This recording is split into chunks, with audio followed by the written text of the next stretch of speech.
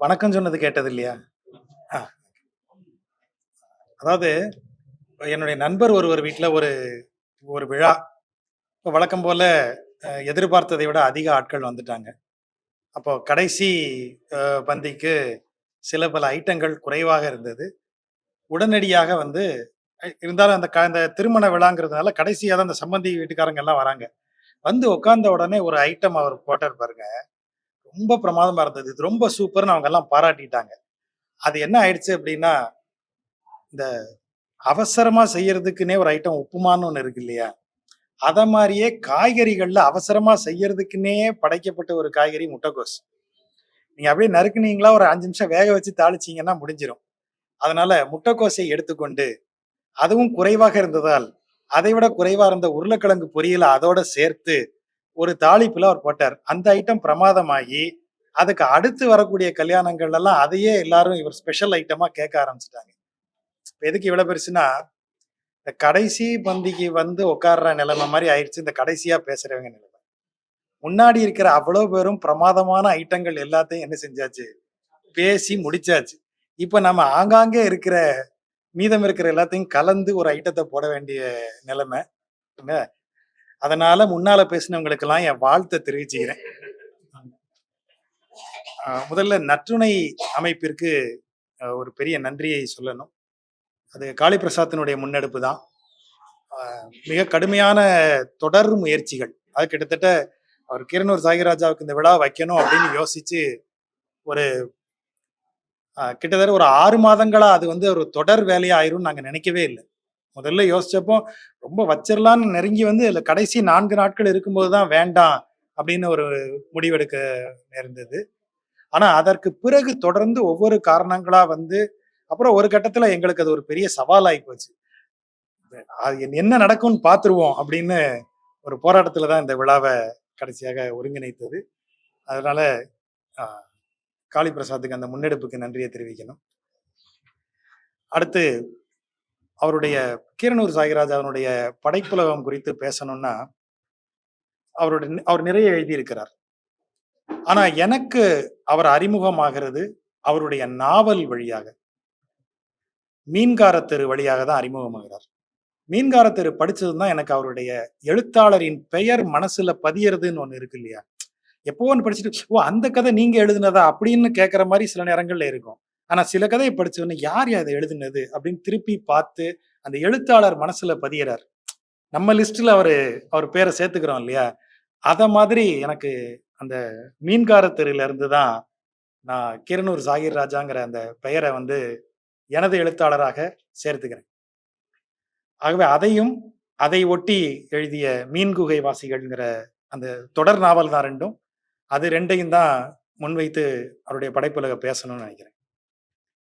நாங்க வாசிக்க வந்த காலங்கள்ல, அதாவது இப்படி சொல்லும்போது நீங்க 1960க்குலாம் போயிடக்கூடாது. கொஞ்சம் 90களது பிற்பகுதி அப்படி வச்சுக்கங்க. அப்போ உள்ள வரும்போது, இன்றைக்கு வாசிப்புக்கு வரக்கூடியவர்களுக்கு ஒரு பெரிய ஒரு வாய்ப்பா ஒரு விஷயம் இருக்கு. இன்னைக்கு நீங்க எந்த தூண்டுதலும் இல்லாமல், அல்லது யாரோ ஒருவர் வந்து, அல்லது ஒரு இயக்கமோ, ஒரு அமைப்போ வந்து உங்கள படிக்கிறதுக்கு உட்கார வைக்க தேவையில்லாத அளவிற்கு இன்றைக்கு ஒருத்தர் வாசிப்புக்குள்ள வந்துர முடியும். நீங்க இன்டர்நெட் வழியாகவே இலக்கிய வாசிப்புக்குள்ள வந்துர முடியும். இலக்கிய கர்த்தாக்கள தெரிஞ்சுக்க முடியும். உங்களுக்கு சாய்ஸ் உண்டு. ஆனா நாங்க வாசிப்புக்கு உள்ள வந்த காலத்துல, அப்படி ஒரு ஒரு நான் தானா போய் கத்துக்கிறான் அப்படின்னு இருக்கு இல்லையா? அப்படி இலக்கியத்துல கிடையாது. அப்ப ஏதாவது ஒரு சமூக இயக்கத்தினுடையோ, ஒரு அரசியல் இயக்கத்தினுடையோ சேர்ந்து போய் தான் நீங்க வாசிப்புக்குள்ளேயே நுழைய முடியும். அப்போ உங்களுக்கே தெரியும் அது எப்படி அந்த வாசிப்பு முறைகள் இருக்கும் அப்படின்னு. அப்போ ரொம்ப பிரபலமா இருந்த சமூக இயக்கத்துக்குள்ள நாங்களும் வாசிப்புக்கு உள்ள அப்படி போகும்போது, எங்களுக்கு அப்போ வந்து எழுத்துனாலே அது எதார்த்தவாத எழுத்து தான் அப்படின்னு நவீன இலக்கியம் என்றாலே எதார்த்தவாத எழுத்து தான் எங்களுக்கு சொல்லி தரப்பட்டது. அத ரொம்ப தீவிரமா ஒரு கிட்டத்தட்ட ஒரு 7, 8 வருஷம் அத நம்பியிருக்கோம். எதார்த்தவாத எழுத்துக்கள் வழிதான் நவீன இலக்கியமே உருப்பெறுகிறது. நவீன இலக்கியம் என்பதே எதார்த்தவாத இலக்கியம் தான் அப்படிங்கிற ஒரு ஒரு விஷயத்த ரொம்ப வருஷமா நாங்க நம்பியிருக்கோம். அப்ப அதுக்கு அடுத்தடுத்த கட்டத்துல சுரேஷ் பிரதீப் பேசும்போது சொன்ன மாரி ஒரு டெம்ப்ளேட் ஒண்ணு அதுல உருவாகி வரும். அப்போ எதார்த்தவாத கதைன்னு சொல்லிட்டீங்க. சரி. அப்ப எதார்த்தவாத கதையில இருந்து நீங்க அத எப்படி புரிஞ்சுக்கணும் அப்படின்னு அழகா பாடம்லாம் எடுப்பாங்க. அதிலேயே பிரிச்சுருவாங்க. எதார்த்தவாதத்தில் இருக்கக்கூடியது எது? இருக்கக்கூடாதது எது? இருக்கக்கூடாத லிஸ்ட்ல நீங்க எதையும் உயர்வு நவிர்ச்சியான இடங்கள் வரக்கூடாது. பின்னாடி ஷெனாய் வாசிப்பு வரக்கூடாது. இப்படி எல்லாத்தையும் கூடாது, கூடாது நெறைய போட்டே வந்துருவாங்க. ரொம்ப ரொமான்ஸ் வரவே கூடாது முக்கியமாக. இப்படி நெறைய இடங்கள் வரக்கூடாது. எதெல்லாம் வரலாம்? ஷெனாய விட சோகமான வயலின் வாத்தியம் அது மாரி ஏதாவது ஒண்ணு இருக்குமானால், அதை கொண்டாந்து உள்ள போடலாம். அப்புறம் எல்லா எதார்த்தவாத கதைகளுமே ஒரு குறைந்தபட்சம் பாசமலர் கிளைமாக்ஸ் எஃபெக்ட்ட உண்டு பண்ணிறணும். விளிம்பு நிலையத்தான் எழுதணும். இப்படியான நம்பிக்கையில நாங்க ரொம்ப தீவிரமா செயல்பட்டுருக்கோம். அன்னைக்கு அப்படிதான் இருந்தது. ஆனா, எதார்த்தவாதம்ங்கிறது அதுதானா? அது மட்டும் தானா? எதார்த்தவாதம் நீ விளிம்பு நிலைய தான் பேசணும். இதை மட்டும் தான் சொல்லணும். இப்படி மட்டும் தான் அதையும் சொல்லும். ஆனா, அப்படிதான் இருந்தது. நமக்கு சங்க காலத்துல இருந்தே ஒரு வழக்கம் உண்டு. எதிரி நாட்டின் மீது படையெடுத்து போய் வென்று விட்டோம்னா என்ன செய்யணும்? எரிபறந்து எடுக்கணும் அந்த இடத்த. இப்போ இந்த அமைப்பு ரீதியான வாசிப்புக்குள்ள வந்தோம்னா, நெறி பறந்தெடுத்தல் தான். எத எழுதினாலும் அதுல நெறிகள் தான். இப்படித்தான் இருக்கணும், இப்படித்தான் அது வரணும், அப்படி வரணும்னு சொல்லி அ உள்ள வந்தது. அதுக்கு முக்கியமான இது நெறைய எழுத்தாளர்கள் அத பேசுறதுக்கு தயங்கலாம். ஆனா, அன்னைக்கு நாங்க அத பார்த்து வளர்ந்தவங்கங்கிற முறையில சொல்றோம். எழுத்தாளர்ங்கிற அங்கீகாரம் அந்த அமைப்புகள் வழியாகத்தான் கிடைக்கும். அதுக்குள்ள இல்லாத ஆட்களுக்கு அந்த அங்கீகாரம் மிக குறைவு. அப்படி இருந்த காலத்திலிருந்து இன்னைக்கு எழுத்தாளர்கள் தனித்து வெளியே ஏறி எழுத்தாளர்கள் மிக குறைவானவர்கள். அந்த காலத்துல எழுத ஆரம்பித்து அதிலிருந்து வெளியே வந்தவர்கள். அதுல முக்கியமான ஆள் தான் கீரனூர் சாகிர்ராஜா. நீங்க வழக்கமான சமூக சாடல்கள், சமூகத்தின் மேல் வைக்கக்கூடிய விமர்சனங்கள், அதையெல்லாம் நீங்க பேசலாம். ஆனா முதல் முறையாகன்னு சொல்லக்கூடாது. ஆனா அது இன்னொரு விதத்துல அது முதல் முறையாகத்தான். உங்களுக்கு எல்லாம் கருப்பி என்ற நூர்ஜஹான் இல்லையா? கருப்பி என்ற நூர்ஜஹான் கதை, அந்த கதைக்கு பின்னால் இருக்கிற கதை, அது வழிவந்தவுடன் நடந்த கதை, இதையெல்லாம் இன்னைக்கு இன்றைய இலக்கியம் வாசிப்பவர்களுக்கு எவ்வளவு தூரம் தெரியும்னு எனக்கு தெரியல. ஆனா அதை தொடர்ந்து நீங்க அந்த அந்த சம்பவத்தை தொடர்ந்து வாசிச்சீங்கன்னா தெரியும். அன்றைக்கு தான் சார்ந்த சமூகத்தின் மீது ஒருவர் ஒரு விமர்சனத்தை முன்வைத்து எழுதுகிறார் என்றால், அந்த சமூகத்தில் இருப்பவர் எப்படி வேட்டையாடப்படுவார்ங்கிறத நீங்க பார்க்கணும். அதனுடைய வேறுபாடுகள் எந்த இடத்திலயும் பதிவாகாம இருந்த காலத்துல, நிஜமாவே கீரனூர் சாகிர்ராஜா எழுத வந்தது. இதே சம்பவம் நீங்க தஸ்லிமா நஸ்ரீன் வரைக்கும் போய் உலக அளவுல அந்த மாதிரி பிரபலமாகலாம். கருப்பாய் என்கிற அன்வர் பாலசிங் இல்ல அதான் அதுக்கு என்ன நிகழ்ந்ததுங்கிறத தெரிஞ்ச பிறகும் ஒருவர் எழுத வர்றார் இல்லையா? அதற்கு பின்னால நடந்த கதை உங்களுக்கு தெரியும் என்னெல்லாம் நடந்ததுன்னு. அதற்கு பிறகும் ஒருத்தர் அதை எழுத வர்ற இடம் இருக்கு இல்லையா? அதுதான் என்னை ரொம்ப ஆச்சரியப்படுத்தியது. ஏன்னா அதற்கு பிறகு அதனுடைய தொடர்ச்சி யாரும் கிடையாது. அது பேசினது ரொம்ப முக்கியமான ஒரு சிக்கலை அது தொட்டு பேசிச்சு. ஆனா அதற்கு பிறகு அது சம்பந்தமாகவோ அதை தொட்டோ ஒரு படைப்பு கூட வராத இடத்துலதான் நீங்க ஜாகிர் ராஜா எழுந்து வர்றதை பார்க்கணும். அதனாலதான் அதை படித்த உடனே அந்த அந்த மீன்கார தெருவை படிச்ச உடனே யாரா இது எப்படி அப்புறம் பார்த்தா போட்டோ இருக்கு. எப்படி அன்வர் பாலசிங்கம் போட்டோவை நீங்க இன்னைக்கு வரைக்கும் எங்கேயும் பார்க்க முடியாது. நான் சொன்னேன்ல பின்னாடி வந்த கதைகள். ஆனா போட்டோவோட ஒருத்தர் இதை எழுத வராரு. அதுதான் நான் திரும்ப திரும்ப சொல்றேன். எந்த அமைப்புக்குள்ள இல்லாம தனியா எழுந்து வந்த ஒரு எழுத்தாளராகத்தான் நீங்க அவரை பார்க்கணும். அதை கற்பனையே பண்ண முடியாத காலத்திலிருந்து அவர் எழுதுறதுக்கு உள்ள வந்தார். அது அது இன்றைக்கு கொஞ்சம் நமக்கு வேற மாதிரி இருக்கலாம். ஆனா அன்றைக்கு அப்படி இல்லை. அவர் எழுந்து வந்த இடம் ரொம்ப ரொம்ப ஆச்சரியமான இடம். எல்லாரும் ஒரு ஒரு ஒரு புள்ளியில இருந்து ஓட்டத்தை துவக்கணும்னா இவருக்கு மட்டும் பின்னாடி ஒரு 500 மீட்டர் தள்ளி நிப்பாட்டி அங்கிருந்து ஓட்டத்தை துவக்கிற பிரச்சனை அது. அப்படி இடத்துல இருந்து எழுத வந்த நிகழ்வு. அப்ப இந்த யதார்த்தவாதத்தினுடைய இந்த சூழல்கள் இதெல்லாம் பிடி போட்டு இருக்கும்போது இவர் எழுத நிக்கிற இடம் ரொம்ப சவாலான ஒரு இடம்னு சொல்லணும். எல்லாருக்கும் தெரியும். எல்லா மேடைகளையும் நான் சொல்லிக்கிறது தான். நான் திருநெல்வேலியை சேர்ந்தவன். நான் திருநெல்வேலியில வளர்ந்த காலங்கள்ல திருநெல்வேலியின் தெருக்கள் வந்து நடந்து போவதற்கும், சைக்கிளில் போவதற்குமான வாய்ப்புகளோட இருந்தது. இன்னைக்கு நடந்து போறதுக்கான வாய்ப்பு கூட குறைவு தான்.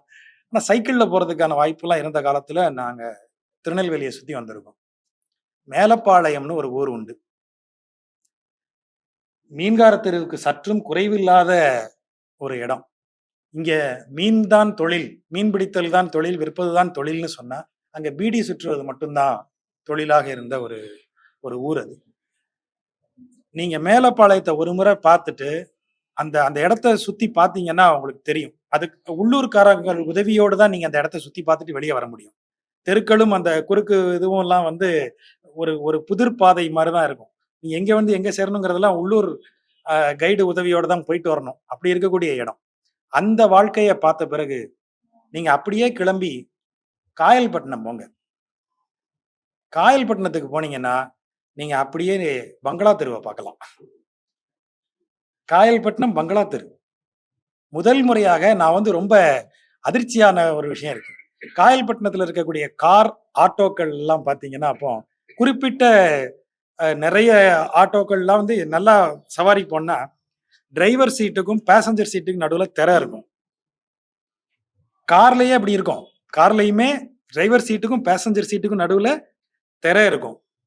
குரல் வழி கம்யூனிகேஷன் தான். ஏறியாச்சு போலாம். வண்டிய நிறுத்து. இறங்குனதுக்கு அப்புறம் கதவு மூடுற சத்தத்த வச்சு தான் இறங்கிட்டாங்கன்னு தெரிஞ்சுக்கணும். அப்படி இருக்கும் அந்த ஊரு. வீடுகள் எல்லாம் நீங்க கற்பனை பண்ண முடியாத அளவுக்கு பிரம்மாண்டமான, ரொம்ப நுட்பமான வீடுகள்லாம் இருக்கும். நீங்க செட்டிநாடுனுடைய சாயல அங்க பார்க்கலாம். ஆனா ஒரு சந்தர்ப்பத்திலயும் காயல்பட்டினமும், மேலப்பாளையமும் கொண்டாங்குடுத்தான் உறவுக்கு வராது. நீங்க அத கற்பனையே பண்ண முடியாது. அது நீங்க நம்ம வந்து அத அத பேச ஆரம்பிக்கும்போது, அ இங்க நம்ம பிற மதங்களோடு அதை பிற மதங்களை குறித்து பேசும்போது நமக்கு அந்த தயக்கம் கிடையாது. ஆனா இத பேசும்போது நமக்கு அந்த தயக்கம் உண்டு. அத பேசுறதுக்கே யோசிப்போம். ஓ! இதுலயும் இவ்வளவு உண்டா? லெப்ப வேறயா? ராவுத்தர் வேறயா? உருது பேசுற முஸ்லீம் பட்டாணிஸ் வேறயா? இந்த இந்த வேறுபாடுகளுக்குள்ள அப்படி ஒரு சமூகம் இயங்கிக் கொண்டிருக்கிறதுங்கிறதே நமக்கு தெரியாது. ஆனா அந்த சமூகம் நமக்கு முன்னாடியே தான் இருக்கு. இப்படி இருக்கு. கையில ஓடுற ரேகை எனக்கு தெரியாது. அப்ப அந்த இடத்துல இருந்து ஒருத்தர் எழுந்து வந்து, "இப்படி ஓடுதுப்பா, அப்படி இப்படி நடக்குதுப்பா" அப்படின்னு சொல்லக்கூடிய ஒருத்தர் எழுந்து வராரு இல்லையா? அந்த இடம் தான் அவர தனித்து இருக்கக்கூடிய ஒரு படைப்பாளியாக தமிழ்ல காட்டக்கூடியது. முயற்சிகள் செய்யப்பட்டிருக்கு. நான் முதல் முறையாகன்னு சொன்னேன் இல்லையா? அப்ப அதுக்கு முன்னாடி வந்து எழுதப்பட்ட அன்வர் பாலசிங்கம் எழுதினார் அப்படின்னு சொன்னா, அங்கங்க ஒரு பொறி மாரி ஒண்ணு கிளம்பி டக்குன்னு மறைஞ்சிரும். படைப்பு ஒண்ணு உருவாகும். அதில் சில விமர்சனங்கள் வந்த உடனேயே அப்படியே அது நின்னுரும். ஆனா விடாம எத்தனை சிக்கல்களுக்கு பிறகும் ஒரு எழுத்தாளர் உண்மையின் சார்புல நின்னு இன்னைய வரைக்கும் அத செய்துட்டே இருக்கிறார் அப்படின்னா, அது அந்த முதல் முறை கீரனூர் சாகிர் ராஜாவுக்கு தான். உலக அளவுல அப்படி சொல்லி அந்த விமர்சனத்திற்காக தொடர்ந்து அ வேட்டையாடப்பட்ட தஸ்லிமா நஸ்ரீன சொல்லுவோம், சல்மான் ருஷ்டிய சொல்லலாம்னு சொன்னா, தமிழ்ல அப்படி எழுதி அதே அளவு எதிர்ப்பை சம்பாதித்தும், இன்னும் இடைவிடாம அப்படியே நிக்கிற எழுத்தாளர் அவர்தான். நமக்கு அது அவங்களுக்கு அவங்களுக்கு ஒரு பார்வை, இவருக்கு ஒரு பார்வையா இருக்க வேண்டியது இல்ல. நான் அவர எப்போதும் அந்த இடத்துல அவர பார்த்துட்டே இருக்கேன். சரி, இது வெறும் அரசியல் பார்வையாக போயிருமா? அப்படின்னா, அவருடைய படைப்புல நீங்க அத வாசிச்சு பார்க்கணும். நான் திரும்ப திரும்ப எல்லா மேடைகள்லயும் எந்த எழுத்தாளருக்கும் நான் சொல்றது, நான் அந்த படைப்பின் கதைய உங்கள்ட்ட சொல்லப் போறதில்ல. நீங்க அத வாசிக்கணும். நீங்க அனுபவிக்கணும் அந்த படைப்பை. ஒரு படைப்ப அனுபவிக்கிறது தான் அந்த எழுத்தாளனுக்கு நாம செய்யக்கூடிய பெரிய மரியாதை. அந்த படைப்பிற்கு உள்ள போங்க. ஒரு இடத்துல கூட நீங்க அவர மறுக்கவே முடியாது. எல்லாருமே அவருடைய எழுத்தினுடைய நுட்பத்த சொல்லிட்டாங்க. அந்த வெறும் எதார்த்தவாத படைப்பு மட்டும் தானா அவருடையது? அவர் ஒரு எதார்த்தவாத படைப்பாளி அப்படின்னு ஒரு சாதாரண சொல்லல தாண்டி வந்துர முடியுமா அவர அப்படின்னா, 3 இடங்கள் நான் சொல்றேன். 3 பாயிண்ட்டா அத பேசணும்னு நெனைக்கிறேன். அது ஒண்ணு மட்டும் தான். அந்த அந்த விஷயத்த மட்டும் தான் பேசணும்னு நெனைக்கிறேன். முதல் இடம், நீங்க எதார்த்தவாதம் பேசும்போது, எது எதார்த்தவாதம்? ஒரு ரொம்ப நான் ரியலிஸ்டிக்கா ஒருத்தர பார்க்கிறேன். இந்த கதை ரொம்ப ரியலிஸ்டிக்கா இருக்கு. ரொம்ப நான் நேர்ல பார்க்குற மாரி, அடுத்த வீட்டு ஆள் மாதிரி, இப்படியே நம்ம சொல்லிட்டு வரோம். அப்ப ரியலிஸ்டிக்கா நடக்கிற சம்பவங்கள அப்படியே எழுதுறதுக்கு எதுக்கு ஒரு எழுத்தாளர் வேணும்? ஒரு திரைப்படம் பார்க்குறோம். திரைப்படத்துல அப்படியே என்ன நடக்குதோ அத காட்டுறாங்க சார். அப்ப டாக்குமெண்டரிக்கும் திரைப்படத்துக்கும் எது வேறுபாடு? அப்ப நீங்க சிறந்த ஒரு கதை எழுதணும் அப்படின்னா, டைரிய விட சிறந்த கதை எதுவும் இல்ல. உங்களுக்கு என்ன ரியாலிட்டியா நடந்தத சொல்லணும் அவ்வளவுதானே. எது இயல்போ அதை சொல்ல வேண்டும். அப்ப எதார்த்தவாதம்னா அதானா? இல்ல. அதிமானுட தருணங்கள் நமக்கு வந்துகிட்டே இருக்கு வாழ்க்கையில. எல்லார் முன்னாடி தினசரி நம்ம ஒரு அதிமானுட தருணத்தையாவது சந்திக்காம போறோமா வாழ்க்கையில? ஒரு முறையாவது நம்ம இதுவரைக்கும் வாழ்ந்த வாழ்க்கைய அப்படி புரட்டி போடுற மாரி ஒரு சந்தர்ப்பம் நம்ம கண்ணு முன்னாடி வராம போகாது. ஒரு விபத்த கண்ணுல பார்த்த செகண்ட் நீங்க வண்டிய நிப்பாட்டி இறங்கி போனீங்கன்னா, அது உங்கள அப்படியே மாத்தி போடுற ஒரு தருணமா இருக்கலாம். ஒரு நொடி வேலை பார்க்குற இடத்துல இப்படி பக்கத்துல நடந்த ஒருத்தருக்கு இது என்ன? ஏன் இப்படி? அப்படின்னு நீங்க கேட்க போனீங்கன்னா, அது உங்க வாழ்க்கைய புரட்டி போடுற ஒன்றா இருக்கலாம். அப்படிப்பட்ட தருணங்கள் ஒவ்வொருத்தர் வாழ்க்கையிலயும் வந்துகிட்டே இருக்கும். அதுவரைக்கும் நான் எதார்த்தமானவன். நான் ரொம்ப சாதாரணமான வாழ்க்கை எல்லார் மாரியும் வாழக்கூடியவன். ஆனா அப்படி ஒரு நொடி என் வாழ்க்கையில வரும்போது, அந்த நொடிய நான் எப்படி சந்திச்சுட்டு திரும்பி வரேன். அந்த இடத்த சொல்ற இடம் தான், அந்த ஒரு நுட்பத்த போய் தொட்டுட்டு வர்ற இடம் தான் எதார்த்தவாத கதைகள். எதார்த்தவாத கதைகள் என்ன? இயல்பா இருக்கிற எல்லாரும் சந்திக்கிறது, இயல்பா இருக்கிற 4 பேர் அப்படி தாண்டி போறதோ, கவனிக்காம போற ஒண்ணையோ, எவனோ ஒருத்தன் ஒரு நொடி கவனிச்சான்னா என்ன நடக்குது? அதற்கு பிறகு அதுல தான் கதை. அந்த ஒரு அதிமானுடமான நான் அதிமானுடம்னா ரொம்ப உயர்ந்த இடத்துல சொல்லல. வழக்கமான மானுடத்தன்மைய விட கீழ இறங்கியும் இருக்கலாம். அதுக்கு மேலயும் போயிருக்கலாம். ஆனா அது வழக்கமான மானுடத்தன்மை இல்ல. மேலேயோ, கீழேயோ அது ஒரு அதிமானுடம். அப்படிப்பட்ட ஒரு தருணத்தை ஒரு கதாபாத்திரமோ, அல்லது ஒரு சூழ்நிலை அந்த கதாபாத்திரத்தை வந்து எப்படி தனக்குள்ள இழுக்குதுங்கிறதையோ நீங்க காமிச்சாகணும். அப்பதான் அது எதார்த்தவாத படைப்பினுடைய இலக்கிய பெறுமதியை பெறுகிறது. அப்படி எத்தன சூழ்நிலைகள நீங்க அவர் பயன்படுத்துறாருன்னு நீங்க பார்க்கணும். நான் இந்த இவருடைய நாவல் என்னை கவர்ந்த நாவல்ங்கிறதுனால நான் அதை முன்வைத்து சொல்றதாக இருந்தால், நீங்க மீன்கார தெருவினுடைய கதாநாயகி என்று சொல்லிக்கலாம். ஏன்னா அவருடைய படைப்புகள்ல பெரும்பாலான படைப்புகள்ல, நாவல்கள்ல எல்லாம் அவரு ஒரு கதாபாத்திரத்த மையமாக வச்சு எழுதுறது இல்ல. அவர் ஒரு பெரிய பேர்ட்ஸ் ஐ வியூல தான் வராரு. ஆமினான்னு அந்த கதாநாயகி வராங்க. ஆமினாவ நீங்க தொடர்ந்து வாசிங்க. ஆமினா வரக்கூடிய இடத்த மட்டும் தேர்ந்தெடுத்து வாசிச்சுக்கிட்டே வாங்க. அப்போ எந்த மாரி இடங்களுக்குள்ளலாம் ஆமினா போயிட்டு வராங்கன்னு தெரியும். பெரும் கனவுகள் கொண்ட ஒரு பெண் ஆமினா ஒரு அத்தியாயத்துல. அவளுக்கு மட்டும் தான் 8ஆம் வகுப்பு வரை படிப்பதற்கான வாய்ப்பு அந்த தெருவிலேயே கிடைச்சிருக்கு. வாசிக்க தெரிந்த பெண். அந்த வாசிப்பின் வழியா அவள் பெரிய கனவுகளுக்குள்ள இருக்கிற பெண். இன்னொரு அத்தியாயத்துல அவ தான் அந்த தெருவிலேயே நாசூக்கான, அந்த தெருவினுடைய எந்த கீழ்மைகளும் ஒட்டாத கிட்டத்தட்ட ஒரு ஏஞ்சல், ஒரு தேவதை அந்த பெண். இன்னொரு அத்தியாயத்துல அவள் வந்து தன்னுடைய மனம் கவர்ந்த காதலனோடு அப்படி ஒரு அப்படி என்ன சொல்றது? அ எந்த இயக்குனரும் திரைப்படமாக்க நினைக்கும் தருணத்தை கொண்டாடிய ஒரு பெண் அவ, ஒரு அத்தியாயத்துல. இன்னொரு அத்தியாயத்துல கசாப்பு கடையில போய் வரிசையில அடுத்தா நிக்கிற மாடு மாதிரி ஒரு வேதனையோட நிக்கிற ஒரு பெண் அவ. தோற்கடிக்கப்பட்டு, ஏமாற்றப்பட்டு, ஒண்ணுமே இல்லாம போய் கிடக்கிற பெண். இன்னொரு அத்தியாயத்துக்கு போங்க. இருள் மூலையில உள்ள நுழைஞ்சவங்க எங்க என்ன இருக்குன்னு தெரியாம தடுமாறுற இருள் மூலையில தலைமுடியெல்லாம் சிக்கு பிடிச்சு அப்படியே கிடக்கிற, ஒண்ணும் சாப்பிடாம கிடக்கிற ஒரு பெண். இன்னொரு அத்தியாயத்துல பழி வாங்கிரணும் அப்படின்னு ஒரு வைராக்கியத்தோட திரும்ப களமிறங்குற ஒரு பெண். இன்னொரு அத்தியாயத்துல அத்தனையும் தாண்டி எல்லாரையும் மன்னிச்சு விட்டுறக்கூடிய அப்படி ஒரு என்ன சொல்றது? ஒரு ஒரு அன்னை போல கனிந்து நிற்கிற பெண். எத்தன தருணங்கள அவ தாண்டுறான்றீங்க.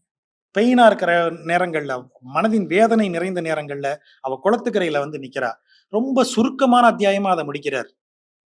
ஆனா, அந்த அந்த தருணங்களை எல்லாம் அவ தாண்டுற இடம் இருக்கு இல்லையா?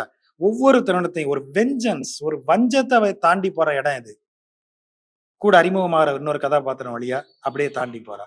ஒவ்வொரு கதாபாத்திரமும் ஒண்ணுக்கு இன்னொன்னு அப்படியே உள்ள வந்து வந்து அதை உருவாக்குற இடம். இந்த நுட்பங்களையும் இந்த தருணங்களையும் நீங்க எத்தனை இடங்கள்ல பார்க்கலாம் தெரியுமா ஒரு படைப்புல. ஆனா ரொம்ப குறைவா எழுதுவார். அது நம்ம அந்த நுட்பத்தை தனியா தான் பேசணும். அதே மாதிரி அதுலயே சண்முகம்னு சொல்லி ஒரு கேரக்டர் வரும், ஒரு கதாபாத்திரம். அந்த ஊர்ல பலகாலமாக இருந்த அந்த ஊரினுடைய நாவிதனுடைய மகன். ஒரு நொடி, நீங்க கற்பனை பண்ண முடியாத ஒரு நொடியில சண்முகம் வாழ்க்கை மாறுறத நீங்க பாக்குறீங்க.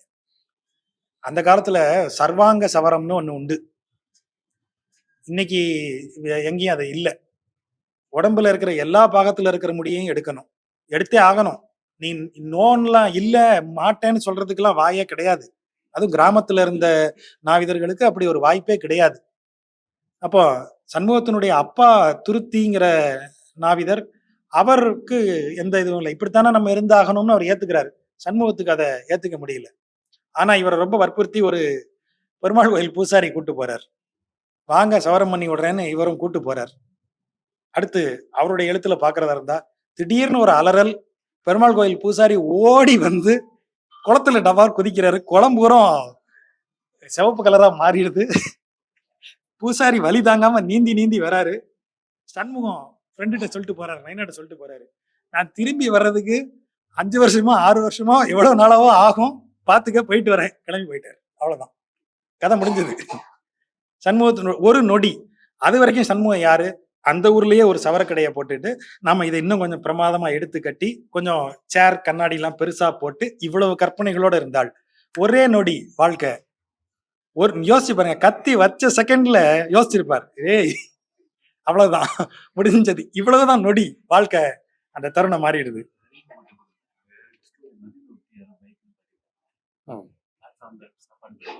ஓகே, பைக் நம்பர் என்ன காளி, ஏதாவது இருக்கா? நம்ம நண்பர்கள் யாரோ அந்த டிஸ்கவரி மதில் சுவரை ஒட்டி பைக்கை நிறுத்தியிருக்கீங்களா அந்த பிளாட்ஃபார்ம்ல? ஓ சரி, வண்டி நம்பரை யாராவது சொல்லிட்டீங்கன்னா கரெக்டா அந்த வண்டிக்காரங்க போயிருவாங்க. சரி, அதாவது வண்டி பைக்கை நிப்பாட்டி இருந்தீங்கன்னா அவங்க போய் பார்த்துட்டு வாங்க.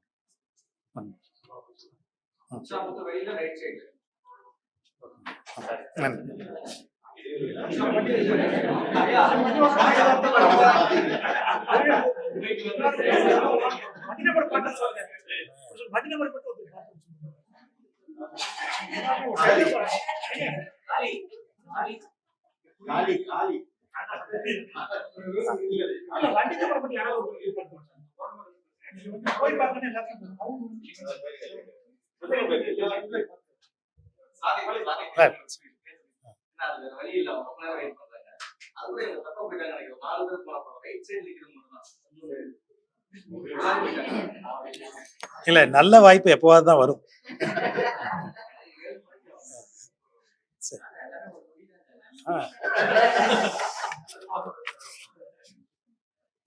இப்ப நம்ம இந்த இந்த ஒரு நொடி தருணங்களை தான் அந்த அதிமானுட தருணங்கள் நம்ம சொல்றோம். அதன் வழியாக வாழ்க்கை மாறி சண்முகம் திரும்பி அதே ஊருக்கு வரும்போது அதன் பிறகு என்ன நடக்குது?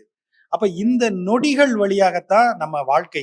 யதார்த்தவாதம்ங்கிறது அதை பிரதிபலிக்கிற இடம் தான். யதார்த்தவாதம் எல்லாமே யதார்த்தம் இல்லை. துருத்தியின் வாழ்க்கை, துருத்திங்கிறது சண்முகத்தினுடைய அப்பா. நீங்க அவர் வாழ்க்கையை எழுத உட்காந்தீங்கன்னா அதுல ஒரு சம்பவம் இருக்க போறது இல்லை. அது அப்படியே, அப்ப அதெல்லாம் யதார்த்தவாதம். அந்த ஒரு நொடி அது இயல்பா எல்லாரும் சந்திக்கிற நொடி. அதை முதல்ல சந்திச்ச துருத்தி சங்கடப்பட்டிருப்பார். ஆனா அவர் அதை ஏத்துக்கிட்டார். அப்படியே வாழ்க்கை போயிருச்சு. ஆனா சண்முகம் ஒரு நொடி அதை வேற மாதிரி பாக்குறாரு. அப்ப அது வாழ்க்கை வேற மாதிரி மாறுது. எத்தனை தருணங்கள் அங்க அப்படி ஒரு நொடி ஒரு நொடியா வந்துட்டு போறது எல்லாத்தையும் அவரால எழுத முடிஞ்சிருக்கு. அதுல ஒரு நுட்பம் வச்சிருக்காரு, அதை கடைசியா சொல்லணும். இரண்டாவதான அம்சம் அவருடைய எழுத்துல இருக்கக்கூடியது, சுரேஷ் பிரதீப் அதை குறிப்பிட்டார், எது சரி எது தவறு அப்படி இல்லை. முக்கியமா அவர் எதையும் நியாயப்படுத்துறது இல்லை. இலக்கிய மதிப்புங்கிறது அது அந்த இடத்துல உருவாகி வரக்கூடிய ஒன்று. ஏன்னா இலக்கியத்துக்கு இலக்கியம் ஒருபோதும் நீதிபதியின் வேலையை செய்வதில்லை. இலக்கியம் எப்போதும் தீர்ப்பு சொல்றதில்லை. இலக்கியத்தின் பணி சில விஷயங்களை நமக்கு காட்டுறது மட்டும்தான். நீ முடிவெடுத்துக்க. வழக்கறிஞர் மாதிரி ஒரே நேரத்துல டபுள் ரோல் பண்ணும். இந்த பக்கத்துக்கும் வாதாடும், அந்த பக்கத்துக்கும் வாதாடும். வாசிக்கிற நாம தான் தீர்ப்பு எழுதிக்கணும். இலக்கியம் ஒருபோதும் தீர்ப்பு எழுதுவதில்லை. அப்ப எதையுமே நியாயப்படுத்தக்கூடிய அப்ப அந்த சார்பு நிலை உருவாகி வந்துரும். அவர் ஒன்றை கூட நியாயப்படுத்தல.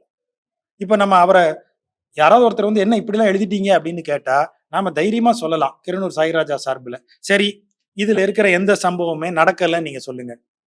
இதுல எதையாவது ஒண்ணு அவர் நடக்காததையோ, அல்லது இதுவரைக்கும் இப்படி ஒரு சம்பவம் நிகழாததையோ அவர் இங்க எழுதிட்டாரா? அப்படின்னு கேட்டாருன்னா யாருக்கும் பதில் இருக்காது.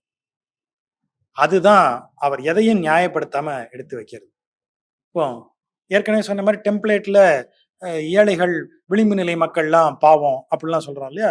ஆனா அத ஒவ்வொரு முறையும் உடைக்கிற ஒரு இடம் ஒண்ணு வருது. அ ஏற்கனவே அத சுரேஷ் பிரதீப் குறிப்பிட்டார். மீன்கார தெருவுல நைனான்னு அந்த கேரக்டர் வருது. நயினார் முகமது, நைனான்னு எல்லாரும் கூப்பிடுறது. நைனா அந்த ஏரியால ஒரு பெரிய தாதா. ஆகவே அவர் தாதாக்குரிய எல்லா லட்சணங்களோடும் அவர் இங்கே விளங்கி வருகிறார். இவருக்கு வந்து திடீர்னு வந்து அவர் செய்யக்கூடிய சில காரியங்கள் வந்து நம்ம ஆச்சரியப்படத்தக்க பண்ணிடலாம். இத மாத்திரலாம், சமூகத்தை சீர்திருத்திரலாம் அப்படின்னு நினைச்சுக்கிட்டே வருவோம். பக்கங்கள் போக போக கடைசி பக்கம்லாம் வரும்போது நம்ம ஒரு ஞானி நிலை அடைஞ்சிருப்போம். உலகம் இப்படித்தான். நாம இப்படித்தான் இயங்குது உலகம். இந்த இடத்துக்கு வந்திருப்போம். நீங்க தொடர்ந்து வாசிக்க வாசிக்க அந்த அந்த இடம் வந்துகிட்டே இருக்கும். உலகத்தை பார்க்கிற பார்வை ஒண்ணு இருக்கு இல்லையா? அதுதான் யதார்த்தவாதம் நமக்கு காட்டக்கூடிய ஒரு இடம். அத மாஸ்டர்ஸ் தான் அத தொட முடியும் அந்த இடத்த. அது எல்லாரும் எதார்த்தவாத கதைகள்னு சொல்லி நாம ஒரு டெம்ப்ளேட்டுக்குள்ள அடக்கி கொண்டு வந்துரக்கூடிய இடங்கள் இருக்கு. ஆனா சிலர் தான் அதுல மாஸ்டர். அத கொண்டு வந்து அந்த இடத்துல வைக்க முடிஞ்சவங்க. அந்த வரிசையில ரொம்ப முக்கியமான எழுத்தாளர் கிரண் ஜாகிர் ராஜா. நீங்க அப்புறம் 3வதா ஒரு புள்ளி ஒண்ணு இருக்கு. இந்த எழுத்துகள்ல அவர் பயன்படுத்தக்கூடிய மொழி இருக்கு இல்லையா? அதுல ஒரு சுவாரஸ்யம் இருக்கு. மொழியும் சரி, கூறுமுறையும் சரி, பிரமாதமான நுட்பங்களோட இருக்கு. ஏன் எழுத்தாளர்களின் எழுத்தாளர்ங்கிற வார்த்தைய அவருக்கு போட்டாங்க அப்படின்னா, அ, ஆ, இ, நமக்கு தெரியும். கடைசி எழுத்து இவர் ஆரம்பிக்கும் போதே ஊல இருந்து ஆரம்பிப்பாரு. ஐயோட முடிச்சிருவாரு. மீதியெல்லாம் யார் தான் நிரப்பிக்கணும்? நாம தான். வாசகன் தான் நிரப்பிக்கணும். அவர் ஆல இருந்து ஆரம்பிச்சு இக்கு வரைக்கும் கூட்டு போறதெல்லாம் கிடையாது. இப்ப இங்க வா, இங்க இருந்து ஆரம்பி, இங்க இரு, மீதிய நீ யூகிச்சுக்கோ. முன்னாடி இருக்கிறது சீக்வயல் அண்ட் ப்ரீக்வயல் எல்லாம் வாசிக்கிறவனுக்கு தான். நடுவுல எது முக்கிய சம்பவமோ அது மட்டும்தான். அவ்வளவுதான் அவர் எழுதுறாரு. அப்படி எழுதுவதற்கு அது அவருடைய எழுத்து முறை. அது துண்டா நிக்குது. நீங்க என்ன வேணாலும் சொல்லுங்க. ஆனா அது வாசகன் மேல இருக்கக்கூடிய நம்பிக்கையினால் செய்யப்படுவது. எல்லாரும் கீரனூர் சாயிராஜாவுக்கு வாசகர் இல்ல. அவரை பற்றி நிறைய பேர் பேசுவதில்லை. பேச முடியாது. நீ ஒரு ஒரு குறைந்தபட்சம் வாசிப்புல ஒரு பிஜி டிகிரியாவது வாங்கிட்டு கையில எடுக்க வேண்டிய எழுத்தாளர் கீரனூர் சாகிராஜா. நாம ஆரம்ப கட்ட எழுத்தாளர்களுக்கு தான் பயங்கர குரல் எழுப்புவோம். 10வது வரைக்கும் படிச்சு வர குவாலிஃபிகேஷன்ல இருக்கிற எழுத்தாளர்களுக்கு குரல் ரொம்ப பிரமாதமா இருக்கும். ஆனா இவர்களெல்லாம் வந்து தேடி படிக்க வேண்டிய எழுத்தாளர் வரிசை. நீங்க ஒரு குறைந்தபட்ச வயதும், அனுபவமும், குறைந்தபட்ச வாசிப்பிற்கு பிறகு நீங்க போய் சென்று தொட வேண்டிய எழுத்தாளர் கீரனூர் சாகிராஜா. அப்ப அதற்குரிய ஆட்கள் மட்டும்தான் அவரை பேசணும். அவர்கள் தான் அவரை பேசணும். எல்லாருக்குமான பொது எழுத்தாளரா அவரு இல்ல. அப்படி அவர் எழுத்தும் அப்படி இல்ல. அது வாசகன் மேல தெளிந்த வாசகன், கூர்மையான வாசகன் மேல இருக்கிற நம்பிக்கை தான் அப்படி ஒரு நுட்பத்த கையில எடுக்க சொல்லுது. முன்னையும் விட்டு, பின்னையும் விட்டு சரியான புள்ளியில நம்ம அந்த புள்ளிய தொட்டு காமிச்சுட்டு அவர் போயிருவாரு. மீதிய நாம தான் வாசிச்சு எடுக்கணும். அது எதுக்கு அனாவசியமா எழுதிட்டு வாசகன் பார்த்துப்பான். அது பெரிய நம்பிக்கை வேணும் அப்படி எழுதுறதுக்கு. எழுதுற ஆரம்பிக்கிற எல்லாருக்கும் தெரியும். எழுதின உடனேயே கூடவே நமக்கு ஒரு பயம் வரும். இது புரியுமா வாசகனுக்கு? எதுக்கும் இது கூட 1, 2 என்ன செஞ்சிருவோம், போட்டுருவோம். இல்ல கூடுதலா எக்ஸ்பிளைன் பண்ணிருவோமா? இந்த பதட்டம் எழுத்தாளனுக்கு இருந்துட்டே இருக்கும். அவருக்கு அது கிடையாது. அவர் தைரியமா எழுதிருப்பார். மீதிய நீயே பார்த்துக்கோ. அதுக்கு பெரிய நம்பிக்கை வேணும். பெரிய தன்னம்பிக்கை வேணும். வாசகன் மேல பெரிய நம்பிக்கை வேணும். அது அவருக்கு இருக்கக்கூடியது. அது அவருடைய எழுத்து முறை. மொழித்திறன் நம்ம சொன்னோம் இல்லையா? 2 விதமான மொழித்திறன் இருக்கு. ஒண்ணு மொழியில நுட்பமான சொற்களை தேர்ந்தெடுத்து, அதை கொண்டு வந்து உள்ள போட்டு நமக்கு வாசகனுக்கு ஒரு விஷயத்த சொல்றது. தேடி தேடி வார்த்தைகள பொறுக்கி எடுத்து, அந்த வார்த்தைகள அந்த இடத்துல போட்டு அப்படி சொல்லக்கூடிய மொழியின் மேல் கொண்ட திறன். த லிங்குஸ்டிக் ஸ்கில். இன்னொரு திறன் இருக்கு. வார்த்தைகள்லாம் அதிகம் கிடையாது. எவ்வளவு குறைவான வார்த்தைகள்ல ஒரு காட்சிய மட்டும் இப்படி காமிச்சுட்டு போயிற முடியுமோ காமிச்சுட்டு போயிரு. அதனால தான் அந்த 2வது விதம் நுட்பம் தான் அவர் கிரனூர் சாகிராஜா எழுத்துக்கள்ல. சின்னதாக ஒரு வர்ணனை வழியாக அத காட்டிட்டு போயிருவார். அந்த வர்ணனையிலிருந்து நீங்க அந்த காட்சிய பாத்துற முடியும். அப்படி பார்க்கிற வாசகனுக்கு தான் அந்த எழுத்து. அதனால தான் திரும்ப சொல்றது, ஆரம்ப நிலை வாசகன் மாதிரியான ஒருத்தர் அவருக்கு வாசகர் கிடையாதுன்னு நான் சொல்றதுக்கான இடம் அதுதான். அப்ப நீங்க அந்த அந்த வாசிப்புல தேர்ந்து தான் நீங்க அவர கையில எடுக்க முடியும். அப்படி இடங்கள் இருக்கு. கதையே மீன்கார தெரு கதை தான். ஆனா, தமிழ்ல வந்து கடல் பக்கத்து மீன்காரங்கள பத்தி எழுதியிருக்கிறாங்க. ஆனா, குளத்துல மீன் பிடிச்சு வாழக்கூடிய ஒரு வாழ்க்கை. ஏன்னா, கதை நடக்கிறது பழனிக்கு பக்கத்துல இருக்கக்கூடிய, பழனிய சுத்தி இருக்கக்கூடிய ஒரு இடத்துல நடக்குது. அங்க கடலும் கிடையாது, ஒண்ணும் கிடையாது. ஆனா, யோசிச்சு பார்த்தா ஆச்சரியமா இருக்கு. ஒரே ஒரு குளம். அந்த குளத்துல இருக்கக்கூடிய மீன் பிடித்து வாழ்வதை நம்பி 100 குடும்பம் இருக்கு. அப்ப அத ஒட்டி தான் அந்த சம்பவம் நிகழுது.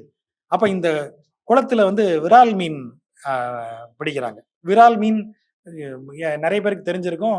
அது தண்ணீல இருந்து எடுத்ததுக்கு அப்புறமும், அது ரொம்ப நேரம் உயிரோட இருக்கக்கூடியது.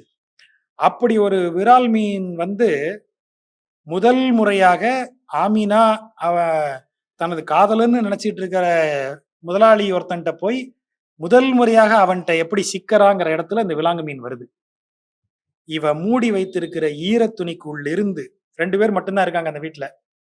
இவ போம்போது அவன் கூப்பிடுறான். அந்த வீட்டுக்குள்ள போனா வேற யாரும் இல்ல. இவ மட்டும் தான் இருக்கா. இவன அவளுக்கு சின்ன வயசுல இருந்தே தெரியும். இவன் மேல ஒரு காதலோட அவ இருக்கா. அவன் கூப்பிட்டு உள்ள கூப்பிட்ட உடனே போறா. இவளுக்கு கை கால்லாம் நடுங்குது. அப்ப சரியா சொல்றார். அந்த விலாங்கு மீன் ஈரத் துணிக்குள்ள இருந்து வெளிய சாடி குதிக்குது. குதிச்சு ஒரே ஆட்டம். அது அது ஆடுது. விலாங்கு மீன் துடிக்குது. கதாநாயகன் சொல்றான். அந்த ஒவ்வொரு சந்தர்ப்பத்திலயும் அவள நெருங்கி வரான். அவளுடைய கதாநாயகன்.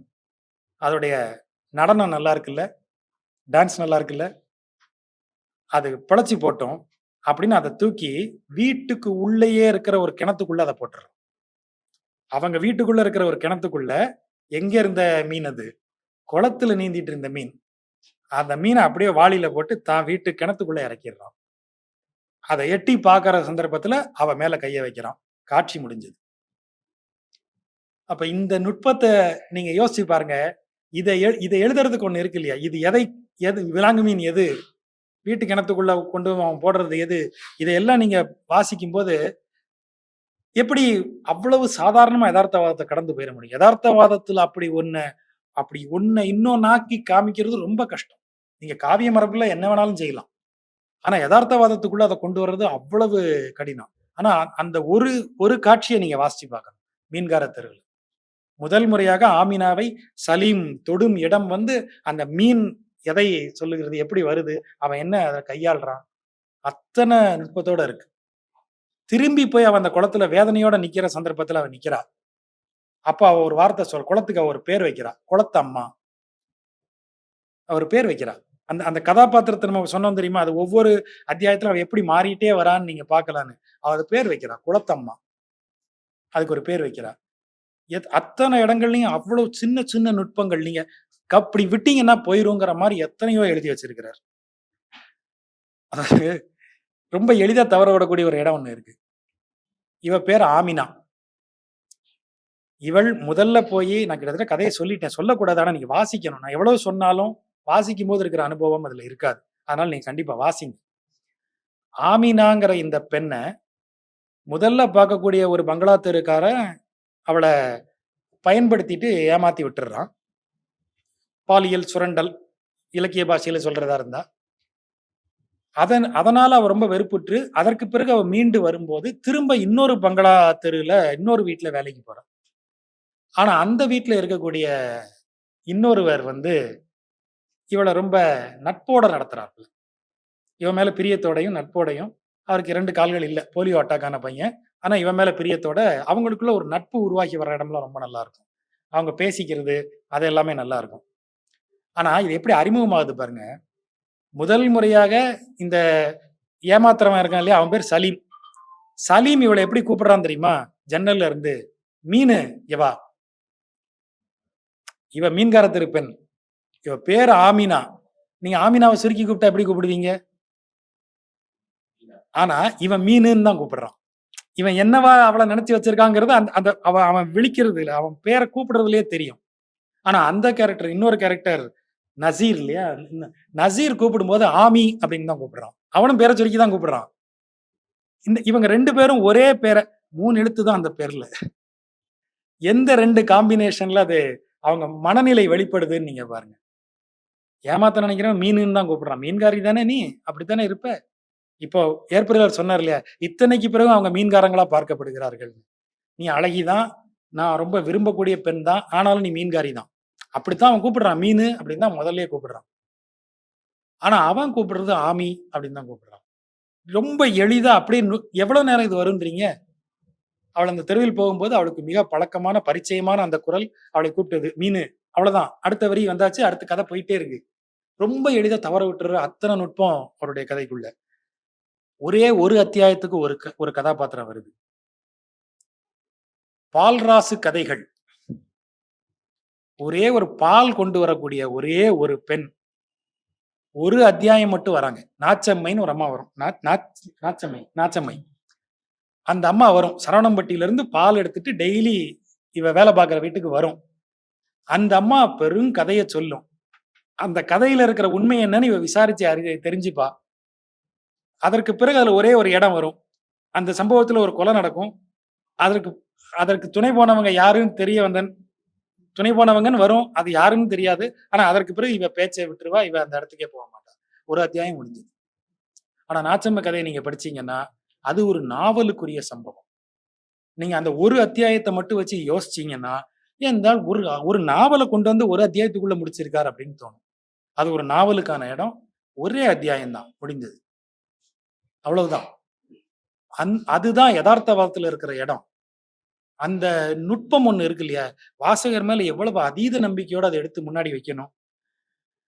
அவருடைய அந்த அந்த வாசகர் மேல இருக்கக்கூடிய நம்பிக்கைன்னு சொல்றத விட, அவர் காட்ட நினைக்கிற உலகம் அப்படியாப்பட்ட உலகம் தான் அது. அந்த உலகத்துல நீங்க எந்த விதமான நாசூக்குக்கும் இடம் இல்ல. மிக நேரடியான சொற்கள். நீங்க அதையெல்லாம் அதுதான் உலகம். அப்படியே பார்ப்பீங்க. அதுல கருணைக்கு இடம் இருக்கா? இருக்கு. அதுல அன்புக்கு இடம் இருக்கா? இருக்கு. குரூரத்துக்கு இடம் இருக்கா? இருக்கு. எல்லாம் உள்ள இருக்கக்கூடியது. இதெல்லாம் தாண்டி உலகம் ஓடிக்கிட்டே இருக்கும். இத்தனைக்கும் நடுவுல இவ்வளவு கலவரம் அங்க பல கேரக்டர்களும் திரும்ப திரும்ப இந்த பாலியல் ரீதியான சுரண்டல்கள், அப்புறம் பண ரீதியான சுரண்டல்கள், அ ஒரு என்ன சொல்றது? யார அடிச்சு பிடுங்கிரலாங்கிற மாதிரியான ஒரு வாழ்க்கை. பணம் இருக்கிறவங்க கூட வேற விதமா இவங்கள சுரண்டிக்கிட்டே இருக்கக்கூடிய ஒரு வாழ்க்கை. இத்தனையும் தாண்டியாச்சு. இவ்வளத்துக்கும் நடுவுல ஒரே ஒரு கேரக்டர் இருக்கு. ஷேக் ஷேக்கா ஷேக் அத்தா அப்படின்னு கூப்பிடுறது. ஷேக் அத்தா அவரு. நைனாக்கு அப்பா. அவர் வந்து ஒரு ஆன்மீக ரீதியாக காட்டப்படுகிற ஒருவரா இருக்கார். அவர் காணக்கூடிய கனவுகள், அவர் தன் பேரன்ட்ட பேசக்கூடிய பேச்சு, அத மட்டும் தனியா தொடர்ந்து வந்தோம்னா, இவ்வளவுத்துக்கு நடுவுல இப்படியும் ஒருத்தர் இருக்காரு. அவர் அங்க இருக்காரு. எந்த விதத்திலயும் குறைவற்ற ஒரு ஒரு சூஃபி ஞானியினுடைய சாயல்ல அவர் அப்படியே தொடர்ந்து அதுல இருந்துட்டே இருக்கிறார். இதெல்லாம் கலந்த ஒரு உலகம். அது கீரனூர் சாகிர் ராஜாவோடது. நம்ம நம்மள கொண்டு போய் ஒரு ஏலியன் கிரகத்துல விட்ட மாதிரி இருக்கும். முதல்ல வாசிக்கிறவங்க அத எடுக்கும்போது. அதுதான் கீரனூர் சாகிர் ராஜாவை அணுகுவதில் இருக்கக்கூடிய பெரிய சவால். ஆனா அந்த சவால் அப்படித்தான் இருக்கணும். சராசரியான வாசகர்களாக இருந்து கொண்டு அவரை அணுகிரலாங்கிறது ஒரு வரவே கூடாது. வாசகர்களா இருக்கிறவங்கள்ல ஒரு குறிப்பிட்ட அளவுக்கு தகுதி படைத்தவர்கள் தான் அவருடைய படைப்பை நெருங்க முடியுங்கிறது தான் அவருக்கு செய்யப்படுகிற பெரிய மரியாதை.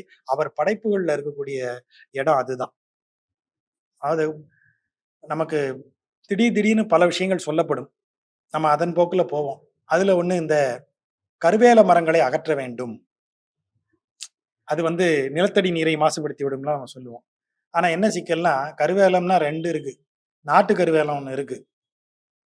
அதுல தான் பல காலமாக இந்த பட்டை சாராயத்துக்கான பட்டையே அதிலிருந்து தான் வருகிறது. பல்பொடி அதிலிருந்து தான் வருது.